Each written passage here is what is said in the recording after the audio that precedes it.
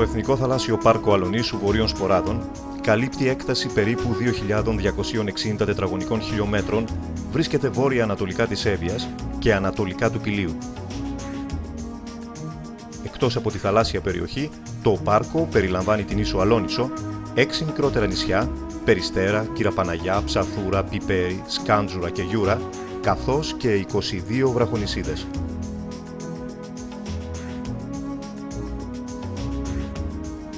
Στο πάρκο υπάρχει ένας μοναδικός συνδυασμός χερσαίων και θαλάσσιων μεσογειακών βιοτόπων με εκατοντάδες είδη φυτών και ζώων, αλλά και σημαντικά αρχαιολογικά και ιστορικά μνημεία.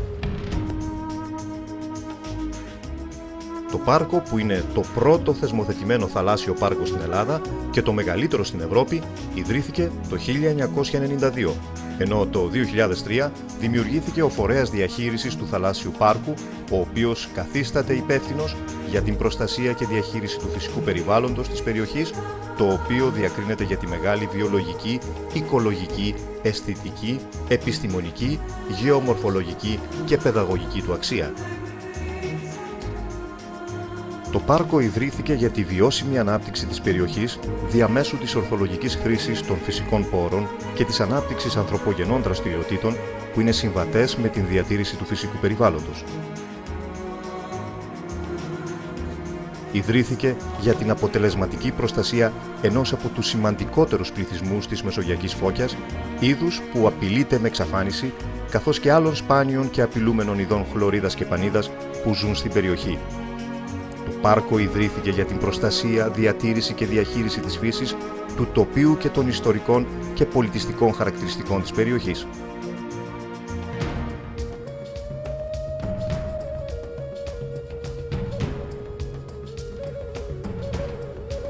Η βασική φιλοσοφία οργάνωσης των ρυθμιστικών μέτρων του πάρκου συνίσταται στον χωρισμό του σε δύο κύριες ζώνες προστασίας, Α και Β. Το κυνήγι, η χρήση φωτιάς και η ελεύθερη κατασκήνωση δεν επιτρέπονται σε όλη την περιοχή του πάρκου, ενώ υπάρχουν ειδικές ρυθμίσεις για την ερασιτεχνική αλεία. Στις περιοχές που επιτρέπεται η πρόσβαση στα σκάφη αναψυχής και στα επαγγελματικά τουριστικά σκάφη, επιτρέπεται η αγκυροβολία, η κολύμβηση, η ελεύθερη κατάδυση, η παρατήρηση της πανίδας και χλωρίδας, η φωτογράφηση και η βιντεοσκόπηση και η επίσκεψη σε πολιτιστικά μνημεία. Επίσης, επιτρέπεται και η διανυκτέρευση εντός των σκαφών σε συγκεκριμένες περιοχές. Στη ζώνη Α, αυστηρής προστασίας, ισχύουν ιδιαίτερες ρυθμίσεις σε επιμέρους περιοχές ανάλογα με την κρισιμότητα, την μοναδικότητα και την φυσικότητά τους.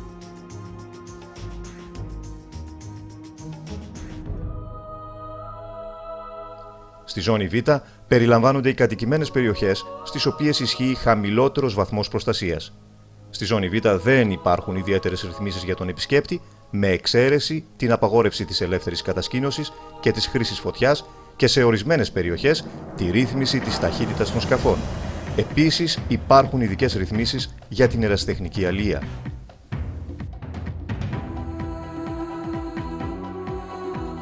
Μετά από μια περίοδο εσωτερικής και εξωτερικής μετανάστευσης, ο πληθυσμός της Αλονίσου παρουσιάζει τις τελευταίες δεκαετίες μικρή αλλά σταθερή άνοδο, χωρίς όμως να ξεπερνά τους 3.000 μόνιμους κατοίκους.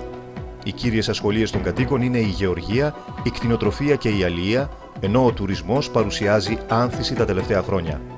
Η ίδρυση του Εθνικού Θαλάσσιου Πάρκου Αλονίσου Βορείων Σποράδων αναμένεται να συνεισφέρει στην αειφόρο ανάπτυξη της περιοχής, προσφέροντας νέες ευκαιρίες απασχόλησης με παράλληλη υποστήριξη των παραδοσιακών επαγγελμάτων.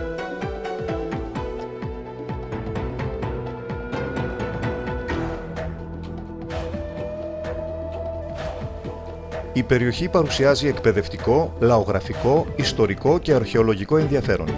Στα νησιά υπάρχουν ευρήματα και μνημεία των προϊστορικών, κλασικών και βυζαντινών χρόνων, ναυάγια πλοίων, μοναστήρια, εκκλησίες. Ιδιαίτερο ενδιαφέρον παρουσιάζουν οι παραδοσιακοί γάμοι και τα τοπικά παραδοσιακά φαγητά και γλυκίσματα.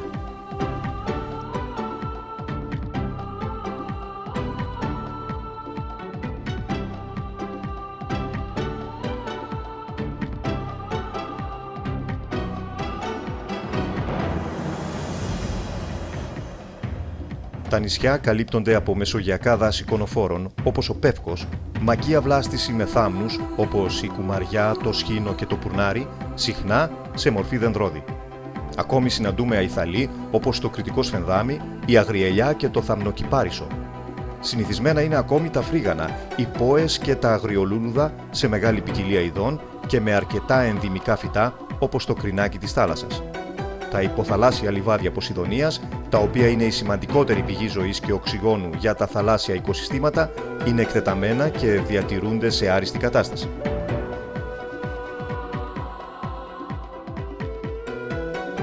Η περιοχή του πάρκου είναι ένας σημαντικός βιότοπος για πολλά είδη ψαριών, περίπου 300, πτηνών, περισσότερα από 80 είδη, ερπετών και επίσης θηλαστικών.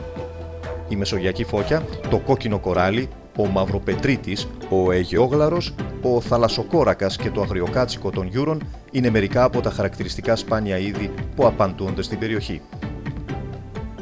Επίσης, μεγάλη ποικιλομορφία παρουσιάζει η υποβρύχια πανίδα, με πολλά δενθικά και πελαγικά είδη. Δελφίνια καθώς και μερικά είδη φαλενών απαντώνται στην περιοχή. Τα πιο συνηθισμένα είδη δελφινιών και φαλενών είναι το κοινό δελφίνι, το ζωνοδέλφινο, το ρινοδέλφινο, η φάλαινα ο φυσιτήρας. Ο φορέας διαχείρισης του Εθνικού Θαλάσσιου Πάρκου Αλονίσου Βορείων Σποράδων είναι υπεύθυνος για τη διαχείριση του θαλάσσιου πάρκου και την καθημερινή λειτουργία του. Η αποτελεσματική προστασία του πάρκου αποτελεί πρόκληση για τον φορέα. Η επιτήρηση και φύλαξη μιας τόσο μεγάλης περιοχής απαιτεί υπεύθυνη και συστηματική προσέγγιση. Το σκάφος επιτήρησης περιπολεί όλη την περιοχή του πάρκου σε καθημερινή βάση, καταγράφοντας την κατάσταση του περιβάλλοντος και ελέγχοντας τις δραστηριότητες στην περιοχή. Το καθημερινό πρόγραμμα λειτουργίας του φορέα διαχείρισης στοχεύει επίσης στην περιβαλλοντική ενημέρωση, ευαισθητοποίηση του κοινού, προσφέροντας συγκεκριμένες πληροφορίες ανάλογα με τις ανάγκες των διαφορετικών χρηστών του πάρκου. Το προσωπικό του πάρκου παρέχει πληροφορίες σε απλούς επισκέπτες, σε σχολεία, επαγγελματίες που έχουν ανάγκη ενημέρωσης για την καθημερινή λειτουργία του πάρκου, τα ισχύοντα ρυθμιστικά μέτρα, το φυσικό και το πολιτιστικό περιβάλλον και τους στόχους ίδρυσης του. Μεγάλο λάθος. Είναι ανοιχτό στον κόσμο, μπορεί να πάει, μπορεί να κολυμπήσει, μπορεί να κάνει όλα αυτά που είπα προηγουμένως. Το ερευνητικό πρόγραμμα παρακολούθησης της κατάστασης του περιβάλλοντος στοχεύει στην αξιολόγηση της αποτελεσματικότητας των διαχειριστικών μέτρων που εφαρμόζονται και στην ποιοτική και ποσοτική ανάλυση των φυσικών παραμέτρων του οικοσυστήματος του πάρκου.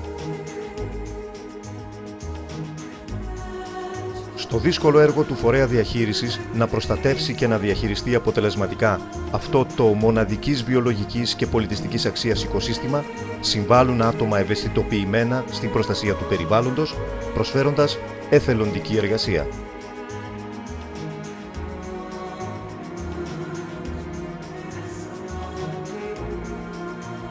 Οι περισσότεροι επισκέπτες έρχονται στην Αλόνησο για να χαρούν τη θάλασσα, το νησί, τη φιλοξενία των κατοίκων και τη φύση.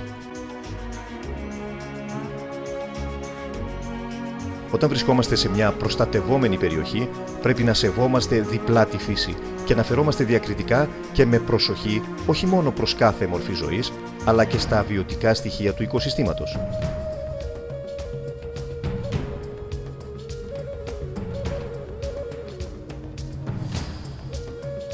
Ο χαρακτηρισμός της περιοχής ως θαλάσσιο πάρκο δεν στοχεύει σε αποκλεισμό και περιορισμό της οικονομικής της ανάπτυξης, ούτε στην απαγόρευση της οποιασδήποτε ανθρώπινης δραστηριότητας σε όλη την έκταση του πάρκου και στη δημιουργία ενός κλειστού χώρου.